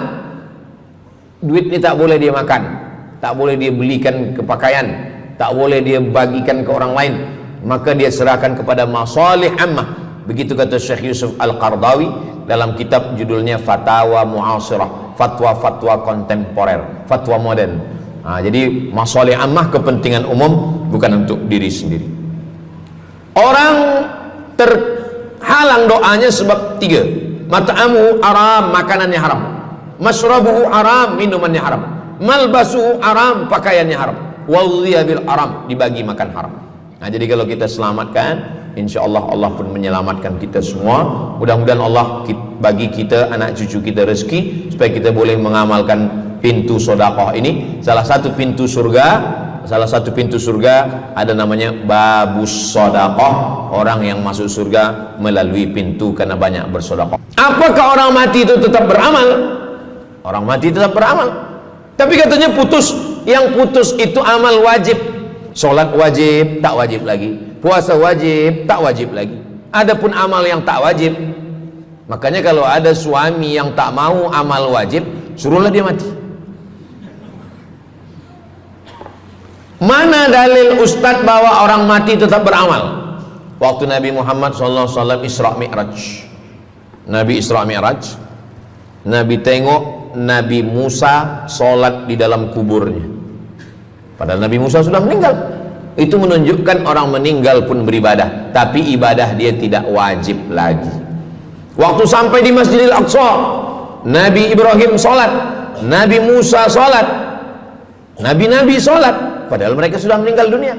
Itu menunjukkan bahwa orang mati beribadah, tapi ibadahnya tidak wajib. Yang kita wajib ini hanya dari akil baligh sampai kita mati. Siapa yang wajib sembahyang? Akil baligh. Siapa yang wajib puasa? Akil baligh. Siapa yang wajib haji? Akil baligh mampu. Ada orang akil, ada orang baligh tapi tak akil. Umur 15 tahun, 20 tahun, 30 tahun, baligh, umurnya sampai, tapi tak akil, tak ada akal. Rufi'al qalam, kertas, pena. Pena dia terangkat, tak mencatat. Ada 3 orang yang penanya tak mencatat. Yang pertama, anis sobi hatta yahtalim, budak kecil sampai dia mimpi akil balik. Yang kedua, anin naim hatta yastayqiz, orang tidur sampai dia terjaga. Yang pertama, budak kecil sampai akil balik. Maka kalau nak nakal waktu kecil itulah. Menyesal saya Ustaz, waktu kecil dulu baik-baik. Yang kedua, anin naim hatta yastayqiz, orang tidur sampai dia jaga tidur. Makanya kalau nak buat dosa, waktu tidurlah. Ada seorang suami tidur, selepas itu dia terjaga, dia katakan ke istri dia, Adinda, buah hati belayan jiwa, siang dan malam terbayang-bayang, makan tak kenyang, tidur tak lelap. Abang bermimpi malam tadi. Mimpi apa? Mimpi berbini lagi. Kata istri dia, engkau tidur lagi, mimpi lagi, ceraikan dia. Macam mana nak tidur lagi? Begitulah. Tapi perempuan ini tak ada di Brunei, di kampung saya. Sini baik-baik. Orang tidur, dia tidak boleh dihukum, sebab mimpi kita tak boleh buat-buat. Anil naim hatta yastayqiz, orang tidur sampai dia jaga tidur. Anil majnun hatta yafiq, orang gila sampai sehat. Orang gila tak diambil hukum, tak wajib sembahyang, tak wajib puasa.